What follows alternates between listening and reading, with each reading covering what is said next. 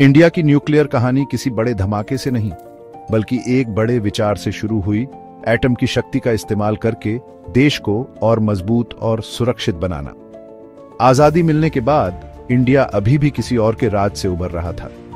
Nuclear technology तरक्की की एक रोशनी की तरह लग रही थी, बाहर के खतरों से खुद को बचाने का एक तरीका। जवाहरलाल नेहरू जैसे नेताओं को समझ आ गया था कि परमाणु ऊर्जा कितनी जरूरी हो सकती है। उन्होंने 1948 में एटॉमिक एनर्जी कमीशन और मशहूर वैज्ञानिक होमी भाभा के नाम पर भाभा एटॉमिक रिसर्च सेंटर जैसे कहास ग्रुप बनाए। ये जगह नए साइंस और टेक्नोलॉजी के केंद्र बन गई। इंडियन वैज्ञानिकों और इंजीनियरों ने एटम को समझने के लिए कड़ी मेहनत की। वो सिर्फ हथियार नहीं बनाना चाहते थे, वो एक ऐसी दुनिया में वैज्ञानिक रूप से आत्मनिर्भर बनना चाहते थे जहां ताकतवर देशों का राज था।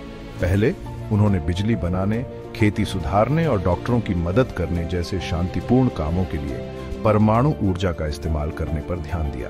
लेकिन शीत युद्ध चल रहा था और इंडिया के कुछ दुश्मन पड़ोसी थे, जिससे चीजें उलझ गईं। 1961 में चीन के साथ युद्ध ने दिखा दिया कि इंडिया उतना मजबूत नहीं था जितना उसे होना चाहिए था। फिर 1966 में चीन ने एक परमाणु हथियार का परीक्षण किया, जिससे इंडिया को परमाणु हथियारों के बारे में और भी गंभीरता से सोचना पड़ा। इंडिया अभी भी परमाणु ऊर्जा का शांतिपूर्ण इस्तेमाल करना चाहता था, लेकिन उसके नेताओं ने सुरक्षा के लिए परमाणु हथियार बनाने के बारे में गंभीरता से सोचना शुरू कर दिया। यह एक कठिन फैसला था जिसके कई नैतिक, आर्थिक और अंतर्राष्ट्रीय परिणाम थे। जैसा कि उन्होंने इसे कहा, शांतिपूर्ण परमाणु विस्फोट करने का फैसला एक बड़ा रहस्य था। यह परीक्षण, जिसे स्माइलिंग बुद्धा कहा गया, 18 मई 1975 को पोखरण में हुआ, जो राजस्थान का एक दूरस्थ रेगिस्तानी इलाका है। जब 12 किलोटन का उपकरण फटा तो पूरी दुनिया ने ध्यान दिया। इंडिया अब एक ऐसा देश था जो परमाणु हथियार बना सकता था। स्माइलिंग बुद्धा टेस्ट इंडिया के लिए बहुत बड़ा पल था। यह दिखाता है कि हमारे साइंटिस्ट और इंजीनियर्स कितने इंटेलिजेंट और डिटर्मिन्ड थे। उन्होंने बहुत सारी मुश्किलों और इंटरनेशनल प्रेशर को पार करके ये कामयाबी हासिल की। लेकिन दुनिया में सब खुश नहीं थे। कुछ देशों ने इंडिया की टेक्नोलॉजी की तारीफ की, लेकिन कुछ ने कहा कि ये न्यूक्लियर वेपन्स फैलाने के लिए अच्छा नहीं है। अमेरिका खास तौर पे नाराज हुआ और उसने इंडिया को न्यूक्लियर एनर्जी में मदद करना बंद कर दिया। इंडिया ने कहा कि ये टेस्ट पीसफुल पर्पसेस के लिए था, न्यूक्लियर वेपन्स कंट्री बनने के लिए नहीं। उन्होंने कहा कि उन्हें ये टेस्ट जमीन के नीचे खुदाई करने और रिसोर्सेज ढूंढने जैसे कामों के लिए चाहिए था। लेकिन दूसरे देशों को इस बात पे यकीन नहीं हुआ, खासकर क्योंकि इंडिया ने nuclear non proliferation treaty sign नहीं किया। वो कहते थे कि ये अनफेयर है। स्माइलिंग बुद्धा ने इंडिया को दुनिया के सामने ला दिया, लेकिन इससे एक मुश्किल सिचुएशन भी पैदा हो गई। इंडिया को अपनी सुरक्षा की जरूरतों को न्यूक्लियर वेपन्स न फैलाने के अपने वादे और दूसरे देशों के साथ अच्छे रिश्ते रखने की अपनी इच्छा के बीच बैलेंस करना था। टेस्ट के बाद इंडिया ने कुछ समय के लिए और न्यूक्लियर टेस्ट न करने का फैसला किया और दूसरे देशों की चिंताओं को दूर करने के लिए उनके साथ बातचीत की। स्माइलिंग बुद्धा पर दुनिया के रिएक्शन ने उन चैलेंजेस को दिखाया जो इंडिया को न्यूक्लियर डिप्लोमेसी की दुनिया में फेस करने पड़ेंगे। इसने दिखाया कि न्यूक्लियर वेपन्स को लेकर देश कितने बंटे हुए थे और अलग अलग देशों के साथ कितना अलग व्यवहार किया जाता था। इंडिया के लिए स्माइलिंग बुद्धा एक लंबे कठिन सफर की शुरुआत थी। स्माइलिंग बुद्धा के 20 साल से भी ज्यादा बाद मई 1998 में इंडिया ने फिर से दुनिया को और न्यूक्लियर टेस्ट करके चौंका दिया। इस बार इन्हें पोखरण 3 कहा गया और इसमें कोई शक नहीं था कि इनका मतलब क्या था। इन परीक्षणों में एक बहुत ही शक्तिशाली न्यूक्लियर बम भी शामिल था, जिसने साफ दिखा दिया कि इंडिया के पास अब न्यूक्लियर हथियार हैं। ये टेस्ट ऐसे समय हुए जब पाकिस्तान के साथ तनाव चल रहा था और फिर पाकिस्तान ने कुछ दिन बाद अपने न्यूक्लियर टेस्ट कर लिए। पोखरण 2 के कई कारण थे, जैसे दक्षिण एशिया में बढ़ता तनाव, चीन के बढ़ते न्यूक्लियर हथियारों का खतरा और इंडिया की एक शक्तिशाली देश के रूप में पहचान बनाने की इच्छा। प्रधानमंत्री अटल बिहारी वाजपेयी की सरकार ने कहा कि ये परीक्षण पाकिस्तान और चीन से इंडिया की रक्षा के लिए जरूरी थे। अमेरिका और जापान समेत कई देशों ने पोखरण 2 की निंदा की और इंडिया पर प्रतिबंध लगा दिए। लोगों को दक्षिण एशिया में न्यूक्लियर हथियारों की होड़ और भारत पाकिस्तान युद्ध की चिंता होने लगी। लेकिन इंडिया में इन परीक्षणों ने लोगों को गर्व और एकजुट महसूस कराया। बहुतों को लगा कि ये इंडिया की सुरक्षा और आजादी के लिए जरूरी था। पोखरान डीयू के बाद इंडिया ने आधिकारिक तौर पर खुद को एक परमाणु हथियार वाला देश घोषित कर दिया और वादा किया कि वो पहले इनका इस्तेमाल नहीं करेगा। उसने यह भी वादा किया कि वो और न्यूक्लियर टेस्ट नहीं करेगा और दूसरे देशों के साथ परमाणु हथियारों के प्रसार को रोकने के बारे में बातचीत करेगा। पोखरान 2 एक अहम मोड़ था। अब इंडिया आधिकारिक तौर पर एक परमाणु हथियार संपन्न देश था और दुनिया के मंच पर एक बड़ा खिलाड़ी बन गया। पोखरान 2 के बाद से इंडिया चुपचाप और भी ज्यादा न्यूक्लियर वेपन्स बना रहा है और उन्हें और बेहतर बना रहा है। किसी को ठीक से नहीं पता कि इंडिया के पास कितने न्यूक्लियर वेपन्स हैं, लेकिन एक्सपर्ट्स का मानना है कि लगभग 160 से 170 हैं, जो इसे दुनिया का छठा सबसे बड़ा न्यूक्लियर आर्सेनल बनाता है। इंडिया के पास और भी हथियार बनाने के लिए जरूरी बहुत सारा सामान है। इंडिया का न्यूक्लियर प्रोग्राम खास है क्योंकि यह लगभग सब कुछ खुद करता है। ये यूरेनियम की माइनिंग कर सकता है, उसे एनरिच कर सकता है, प्लूटोनियम को रिप्रोसेस कर सकता है और वॉरहेड्स डिजाइन कर सकता है, सब कुछ बिना किसी दूसरे देश की मदद के। इससे इंडिया अपना न्यूक्लियर प्रोग्राम तब भी जारी रख सकता है जब दूसरे देश उसे रोकने की कोशिश करते हैं। इंडिया नए तरह के वॉरहेड्स बना रहा है जिनमें छोटे, ज्यादा पावरफुल और ऐसे वॉरहेड्स शामिल हैं जो एक साथ कई टारगेट्स पर हमला कर सकते हैं। ये इंप्रूवमेंट्स इंडिया के न्यूक्लियर वेपन्स को और भी असरदार और एक मजबूत डेटरेंट बनाते हैं।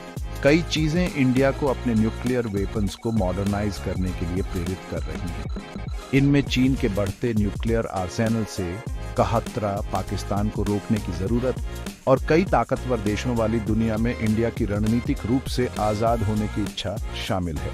कुछ लोगों को चिंता है कि इससे साउथ एशिया में न्यूक्लियर आर्म्स रेस शुरू हो जाएगी, लेकिन इंडिया का कहना है कि उसके न्यूक्लियर वेपन्स सिर्फ डिफेंस के लिए हैं। Section 5 the Trident beyond delivering the deterrent. India के पास एक मजबूत और डाइवर्स न्यूक्लियर ट्रायड है, मतलब वो जमीन, हवा और समंदर तीनों जगहों से न्यूक्लियर वेपन्स लॉन्च कर सकता है। ये ट्रायड इंडिया की न्यूक्लियर स्ट्रेटजी का एक इंपॉर्टेंट हिस्सा है जो इंश्योर करता है कि अगर पहले अटैक भी हो जाए तो इंडिया रिटेलिएट कर सकता है। जमीन पे इंडिया के पास शॉर्ट रेंज पृथ्वी मिसाइल जैसी मिसाइल्स हैं, मीडियम रेंज अग्नि आई और अग्नि डी और लॉन्ग रेंज अग्नि 3 भी है। ये मिसाइल्स पूरे इंडिया में फैली हुई हैं और पाकिस्तान और चाइना दोनों को टारगेट कर सकती हैं। अग्निवी एक वेरी लॉन्ग रेंज मिसाइल है जो 5000 किलोमीटर से ज्यादा दूर तक जा सकती है। इसका मतलब इंडिया चाइना के अंदर तक टारगेट्स हिट कर सकता है, जिससे रीजन का पावर बैलेंस चेंज हो जाता है। इंडिया अग्नि से ही इस पे भी काम कर रहा है। एक और भी लॉन्ग रेंज मिसाइल जो रिपोर्टेडली 10,000 किलोमीटर से ज्यादा दूर तक जा सकती है। हवा में इंडिया के पास फाइटर जेट्स हैं जो न्यूक्लियर वेपन्स कैरी कर सकते हैं। इनमें मिराज 2000H और जैगवर शामिल हैं। स्पेशल मिसाइल्स से लैस ये प्लेन्स इंडिया को न्यूक्लियर वेपन्स यूज करने का एक क्विक और फ्लेक्सिबल तरीका देते हैं। इंडियन एयरफोर्स फ्रांस से रफाले फाइटर जेट्स को भी अपनी न्यूक्लियर फोर्स में ऐड कर रही है। समंदर में इंडिया के पास न्यूक्लियर पावर्ड सबमरीन्स हैं जो बैलिस्टिक मिसाइल्स लॉन्च कर सकती हैं। इंडिया में बनी INS एरिहंट K-15 Sagarika missiles carry करती है। इन मिसाइल्स की रेंज लगभग 750 किलोमीटर है और ये इंश्योर करती है कि अगर इंडिया की लैंड बेस्ड मिसाइल्स डिस्ट्रॉय भी हो जाएं, तब भी इंडिया रिटेलिएट कर सकता है। इंडिया K4 मिसाइल भी डेवलप कर रहा है जो लगभग 3500 किलोमीटर तक जा सकती है, जिससे इंडिया का सी बेस्ड डेटरेंट और भी स्ट्रांग हो जाता है। भाग 6 पहले नहीं लेकिन बिना जवाब दिए भी नहीं। भारत का परमाणु सिद्धांत। इंडिया की नो फर्स्ट यूज NFU नीति है, मतलब वो कभी भी युद्ध में पहले न्यूक्लियर वेपन्स यूज नहीं करेगा। यह नीति न्यूक्लियर वेपन्स के बारे में इंडिया के ऑफिशियल स्टेटमेंट्स का एक इंपॉर्टेंट हिस्सा है। यह भी कहता है कि इंडिया किसी ऐसे देश के खिलाफ न्यूक्लियर वेपन्स का इस्तेमाल नहीं करेगा जिसके पास ये वेपन्स नहीं है। यह नीति दिखाती है कि इंडिया जिम्मेदार बनना चाहता है और न्यूक्लियर वॉर से बचना चाहता है। यह दूसरे देशों को विश्वास दिलाता है कि इंडिया के न्यूक्लियर वेपन्स सिर्फ रक्षा के लिए हैं, लेकिन इंडिया की NFU नीति पूरी तरह पक्की नहीं है। अगर कोई दूसरा देश इंडिया के खिलाफ केमिकल या बायोलॉजिकल वेपन्स यूज करता है तो इंडिया जवाब में न्यूक्लियर वेपन्स यूज कर सकता है। ये दिखाता है कि इंडिया इन वेपन्स के खतरे को कितनी सीरियसली लेता है। इंडिया क्रेडिबल मिनिमम डिटरेंस में भी बिलीव करता है। इसका मतलब है कि इतने न्यूक्लियर वेपन्स रखना कि दूसरे देश हमला करने से डरें, लेकिन इतने ज्यादा नहीं कि एक आर्म्स रेस शुरू हो जाए। इंडिया के पास न्यूक्लियर कमांड अथॉरिटी एनसीए नाम का एक स्पेशल ग्रुप है, जिसका नेतृत्व प्रधानमंत्री करते हैं, जो न्यूक्लियर वेपन्स के यूज को कंट्रोल करता है। यह सुनिश्चित करता है कि न्यूक्लियर वेपन्स यूज करने का कोई भी फैसला सबसे ऊंचे स्तर पर और केवल आखिरी उपाय के रूप में लिया जाता है। इंडिया की न्यूक्लियर पॉलिसी पत्थर की लकीर नहीं है, यह दुनिया के बदलने के साथ बदलती रहती है। चाइना का उदय, पाकिस्तान से लगातार खतरा और साइबर वॉरफेयर और स्पेस वेपन्स जैसी नई टेक्नोलॉजीज, ये सब इंडिया की न्यूक्लियर थिंकिंग को प्रभावित करते हैं। जबकि इंडिया अभी भी नो फर्स्ट यूज और मिनिमम डिटरेंस में बिलीव करता है, इसकी न्यूक्लियर पॉलिसी आगे भी अडेप्ट होती रहेगी। सेक्शन 7 एक पेचीदा भू राजनीतिक शतरंज का खेल भारत, पाकिस्तान और चाइना। भारत का परमाणु कार्यक्रम अपने पड़ोसियों पाकिस्तान और चीन, दोनों जिनके पास परमाणु हथियार हैं, के साथ उसके रिश्तों से गहरे जुड़ा हुआ है। ये रिश्ते इतिहास, जमीन पर झगड़ों और ताकत की होड़ की वजह से उलझे हुए हैं। पाकिस्तान के साथ दुश्मनी 1943 में ब्रिटिश भारत के बंटवारे के समय से शुरू हुई। कई युद्ध और इलाके को लेकर चल रहे मतभेदों ने हालात और बिगाड़ दिए हैं। भारत से खतरा महसूस होने के कारण पाकिस्तान के परमाणु हथियार बनाने के फैसले ने दक्षिण एशिया में परमाणु हथियारों की होड़ को जन्म दिया। 1961 के युद्ध और लगातार सीमा विवादों के चलते चीन के साथ भारत के रिश्ते भी तनावपूर्ण हैं। चीन की बढ़ती ताकत और आक्रामक रवैये ने भारत को चिंतित कर दिया है।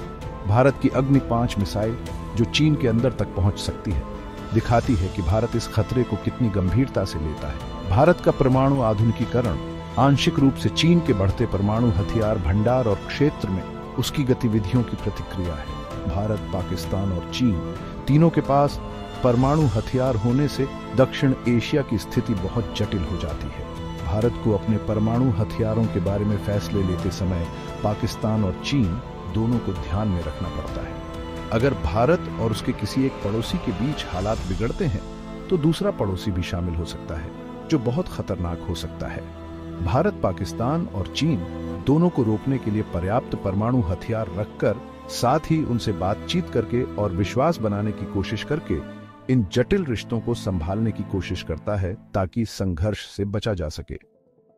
क्षेत्र में शांति के लिए ये रोकथाम और कूटनीति का मेल जरूरी है, लेकिन क्योंकि ये रिश्ते अस्थिर हैं, इसलिए परमाणु युद्ध को रोकने के लिए बातचीत जारी रखना और विश्वास बनाना महत्वपूर्ण है। Section 8 the global nuclear order, a shifting landscape. 8वां भाग, वैश्विक परमाणु व्यवस्था, एक बदलता हुआ परिदृश्य। India's nuclear program is part of a larger global system that is changing and facing new challenges. Bharat का परमाणु कार्यक्रम एक बड़ी वैश्विक व्यवस्था का हिस्सा है जो बदल रही है और नए चैलेंजेस का सामना कर रही है। The Nuclear Non-Proliferation Treaty (NPT), created in 1970, is supposed to stop the spread of nuclear weapons. 1977 में बना nuclear non proliferation treaty (NPT) परमाणु हथियारों के फैलाव को रोकने के लिए है। But some countries say it's unfair because it allows some countries to have nuclear weapons but not others.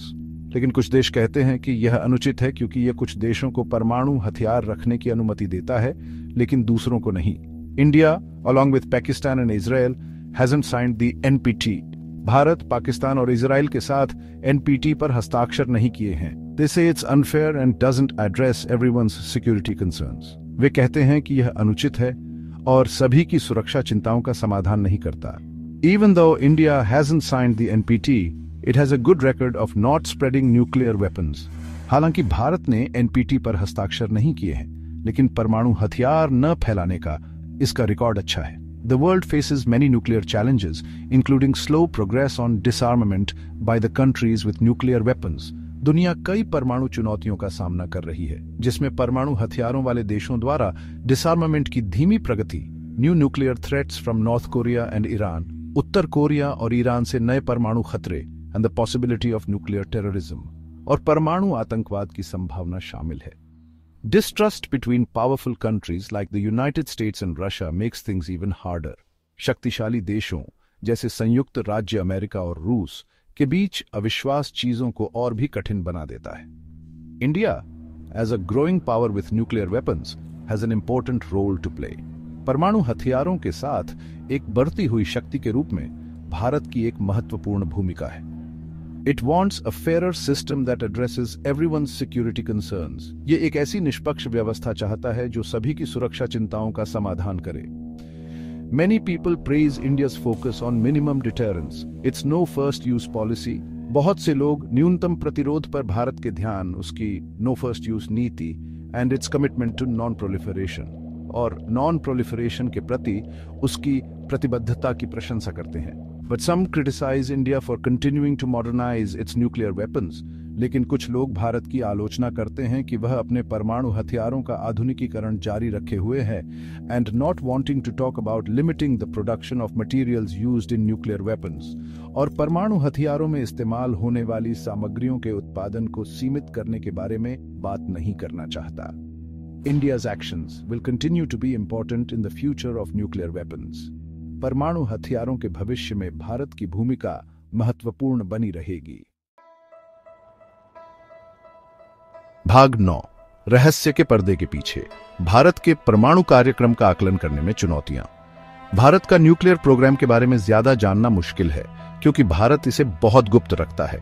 Bharat किसी को नहीं बताता कि उसके पास कितने न्यूक्लियर वेपन्स हैं, वो किस तरह के हैं या वे कहां स्थित हैं। इससे भारत की न्यूक्लियर कैपेबिलिटीज को समझना मुश्किल हो जाता है। क्योंकि कोई ऑफिशियल इंफॉर्मेशन नहीं है, एक्सपर्ट्स को इंटरनेशनल ग्रुप्स, थिंक टैंक्स और पब्लिक सोर्सेज से मिली जानकारी के आधार पर अनुमान लगाना पड़ता है। ये अनुमान बहुत अलग अलग हो सकते हैं, जिससे पता चलता है कि किसी गुप्त प्रोग्राम को समझना कितना मुश्किल है। जानकारी की कमी के कारण यह जानना भी मुश्किल हो जाता है कि भारत के न्यूक्लियर वेपन्स कितने सेफ और सिक्योर हैं। इससे एक्सीडेंट्स, गलतियों या अनऑथराइज्ड यूज की चिंता बढ़ जाती है। भारत न्यूक्लियर वेपन्स के बारे में इंटरनेशनल एग्रीमेंट्स में भी भाग नहीं लेना चाहता, जिससे रिलायबल इंफॉर्मेशन प्राप्त करना और भी मुश्किल हो जाता है। हालांकि भारत नॉन प्रोलिफरेशन के बारे में दूसरे देशों से बात करता है, लेकिन वह ऐसा कुछ नहीं करना चाहता जिससे उसकी आजादी कम हो। रीजनल और ग्लोबल सिक्योरिटी के लिए भारत के न्यूक्लियर प्रोग्राम को समझना जरूरी है। ट्रांसपेरेंसी की कमी देशों के बीच गलतफहमियां और अविश्वास पैदा कर सकती है, जिससे आर्म्स रेस हो सकती है और युद्ध का खतरा बढ़ सकता है। अगर हमारे पास अच्छी इंफॉर्मेशन नहीं है तो यह जानना मुश्किल है कि न्यूक्लियर वेपन्स के प्रसार को रोकने के लिए किए जा रहे प्रयास काम कर रहे हैं या नहीं। अगर भारत अपने न्यूक्लियर प्रोग्राम के बारे में ज्यादा ओपन होता तो यह दुनिया को ज्यादा सुरक्षित बनाता और दिखाता कि भारत एक रिस्पॉन्सिबल न्यूक्लियर पावर है। ज्यादा ओपन डिस्कशन और ट्रस्ट बिल्डिंग से इन चुनौतियों का समाधान करने और दुनिया को एक सुरक्षित जगह बनाने में मदद मिलेगी।